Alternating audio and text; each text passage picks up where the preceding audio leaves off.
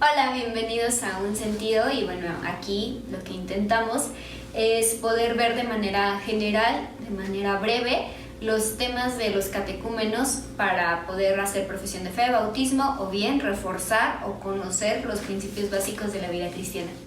Y el tema de hoy es el pecado. Para empezar tenemos que definir lo que es el pecado y el pecado es la falta de conformidad con la ley de Dios. El pecado es ir en contra de la voluntad de Dios, es violentar las reglas que el Señor ha establecido para nosotros y actuar por nuestro impulso, por nuestro placer, por satisfacer nuestros deseos, sabiendo que desobedecemos al Padre. Ese es el pecado. Ahora, el origen del pecado. Todos conocemos la historia de Adán y Eva, de cuando Eva a través de ese fruto lo toma para sí, lo come y entonces el pecado entra en ella y también en Adán. El pecado en sí no fue el hecho de comer el fruto, sino el pecado fue desobedecer la palabra de Dios. Dios les había dicho, de todo árbol que hay en el huerto del Edén pueden comer, pero del árbol del fruto, del árbol del bien y del mal, de ese no coman. Y entonces viene la serpiente seduce a Eva y le dice que no va a pasar nada, etc. Eva come el fruto y después se lo da a Adán y Adán come el fruto, ¿no? Y es así que ellos pecan, ¿no? Que se rompe la relación con Dios. A partir de este momento la relación que Adán y Eva tenían con Dios se rompe, queda fracturada y es fracturada como si fuera una hoja de papel. Cuando tenemos una hoja de papel y la rompemos, podríamos unirla, podríamos tratar de que volviera a ser igual, pero siempre va a quedar alguna huella de ruptura. Y es así la relación con Adán y con Eva, ¿no? Quedó esa ruptura, quedó esa línea que era imborrable. Y bueno, vivieron consecuencias como ser expulsados del huerto del Edén, el ya no poder comunicarse con Dios directamente, ¿no? Dios aborrece el pecado, Dios es santo, santo, santo, y el Señor es tan santo que no puede estar cerca del pecador. Hay algo que simplemente los divide, ¿no? No pueden permanecer juntos. Entonces es así como se origina el pecado. Ahora, por Adán, el pecado viene a nosotros. Nuestra naturaleza ya es de pecado. Ahí la palabra de Dios dice, bueno, yo en pecado fui concebido, ¿no? Desde el vientre de mi madre yo ya soy un pecador. Nosotros ya nacemos con la inclinación al pecado. Ahora, ¿cuáles podrían ser las consecuencias del pecado? Y ya hablamos de estas, ¿no? Ya hablamos de que nos mantiene lejos de Dios, que no permite que nos comuniquemos con Dios directamente. La Biblia nos dice en Romanos 6:23, porque la paga del pecado es muerte, mas la dádiva de Dios es vida eterna en Cristo Jesús, Señor nuestro. Es decir, la paga del pecado es la muerte. Nosotros no habíamos sido creados en un principio, no habíamos sido creados, confeccionados en el primer momento en Génesis para que pudiéramos morir. La muerte no era parte del plan perfecto de Dios. Sin embargo, después de que se rompe esta relación, viene el pacto de gracia.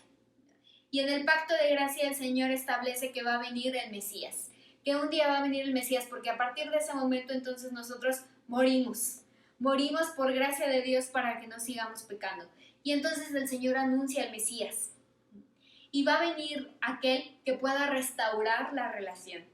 Bueno, ha venido y ha dado su vida en rescate por muchos y es así que la relación, bueno, se recobra. Pero esa fue la consecuencia del pecado. Ahora, ¿por qué pecamos? En Génesis 6:5 encontramos esta respuesta. Y Génesis 6:5 nos dice, y vio Jehová que la maldad de los hombres era mucha en la tierra, y que todo designio de los pensamientos del corazón de ellos era de continuo solamente el mal. Es nuestra naturaleza. A partir de ese momento no hay bueno ni aún uno. No hay quien haga lo bueno, no hay quien busque a Dios. Todos se han corrompido, todos se han desviado. Aquí encontramos la depravación total del hombre, es decir, por naturaleza, por instinto, no hay una sola persona que quiera hacer la voluntad de Dios, sino que todos buscamos simplemente satisfacer nuestras necesidades. satisfacer nuestros deseos carnales, satisfacer aquello que nos hace sentir bien, aun cuando vaya en contra de la voluntad de Dios. Es ahí donde expresamos nuestra condición de pecado. Nuestra condición de pecado. Quiero decirte en este momento que tú y yo somos malos. Tú y yo hacemos el mal. Nuestra condición es esa, de ir de una tendencia natural al mal. Es como un gato y un pájaro. Si pones a un gato y le das a escoger entre la carne y las semillas, ¿qué va a escoger? Siempre va a escoger la carne. Y un pájaro siempre va a escoger las semillas. ¿Por qué? Porque es su naturaleza. Es para lo que fueron diseñados. Ellos expresan de esa manera sus gustos, ¿no? Aquello que les hace sentir bien, que les satisface. Así somos los seres humanos. Los seres humanos, cuando nos ponen a escoger entre obedecer a Dios y desobedecer a Dios, siempre vamos a elegir desobedecer al Padre. Es nuestra tendencia nata, natural, a partir del pecado de Adán y de Eva. Ahora necesitamos arrepentirnos. Para que esto pueda cambiar, porque sí, ya hay una solución, quiero decirte que hemos encontrado una solución y que la solución ha sido Cristo Jesús al ser enviado al mundo, ¿no? Porque la paga del pecado es muerte, pero la dádiva de Dios es vida eterna en Cristo Jesús. Solamente Jesús es capaz de restaurar esa relación que se rompió con el Padre. Solamente Jesús sirve como un puente entre el hombre y el Padre. Jesús es el puente que conecta entre el hombre y el Padre. Y es así como la relación se restaura. Como el Señor entonces nos recibe por gracia, ya no por obras, como en el caso de Adán y de Eva, sino que ahora nos recibe por gracia. Por gracia somos salvos. Y esto no es de nosotros, pues es un don de Dios, dice la Escritura. Ahora, para que esto pueda ser posible necesitamos un cambio de mente. Necesitamos arrepentirnos. Necesitamos tomar conciencia de lo que hemos hecho mal. Aquí en la pantalla les van a estar apareciendo algunos textos bíblicos. Ustedes pueden consultarlos y leerlos con más calma en casa. Pueden ponerle pausa y buscarlos. Les invito a que lo hagan. Y bueno, el primer paso es arrepentirnos. Es un arrepentimiento sincero, es un arrepentimiento honesto. Es tener conciencia de lo que hemos hecho mal y aún de lo que ni siquiera tenemos conciencia. Quiero decirte que seguramente tú conoces tu pecado, conoces en qué le fallas a Dios, pero seguramente también has cometido pecados de los que ni siquiera te has dado cuenta, ¿no? Ahora, para especificar el pecado, no hay pecados grandes ni chiquitos. Hay cosas que decimos, ay, pero si nada más dije una mentirita piadosa, ¿no? Pues tu mentirita piadosa es lo mismo delante de Dios que la persona que asesina a un hombre, que la persona que toma la vida de un niño en sus manos. Es exactamente igual. Para Dios no hay pecados chicos ni pecados grandes. No hay estatura de pecados. Los pecados son exactamente igual. Por eso es necesario que nos arrepentamos de nuestros pecados, de aquellos que hemos hecho de manera consciente y de los que aún inconscientemente hemos cometido. Ahora necesitamos también confesar nuestros pecados. Saber que ya hemos pecado, tener conciencia de esta actitud de maldad y de pecado que hay en nosotros no es suficiente. Necesitamos confesarle a Dios nuestros pecados, decirle, Señor, perdóname porque te he fallado, perdóname porque he hecho lo malo delante de ti, perdóname porque ofendí tu santo nombre, etc. Y por último, necesitamos arrepentirnos de nuestros pecados. Y aquí es donde viene el tema principal, porque arrepentirse no es lo mismo que sentir remordimiento por tu pecado. Tú y yo podemos sentir remordimiento por nuestro pecado. Es algo normal, es algo natural. Podemos decir, híjole, yo sé que esto estuvo mal, ay, me siento mal, Señor, perdóname. Pero al siguiente día volverlo a hacer, volverlo a cometer. El arrepentimiento verdadero es aquel en el que enfrentamos nuestra condición de pecado, confesamos a Dios nuestro pecado, nos arrepentimos verdaderamente y le decimos al Señor, Señor, ayúdame porque ya no quiero pecar más. Y cuando estemos nuevamente en esa situación de peligro, en esa situación de tentación, poder hacer frente y tener dominio propio y decir, no más. Esto va en contra de la voluntad de Dios, entonces no voy a pecar. Y sí me hace sentir bien, y sí me hace sentir placer, pero no más. No lo voy a hacer porque esto desobedece a Dios. Ahí es anteponer al Señor antes que a nosotros mismos. Ese es el arrepentimiento verdadero. Ahora, no dejamos de ser pecadores. Lamentablemente nuestra condición es una tendencia constante al mal.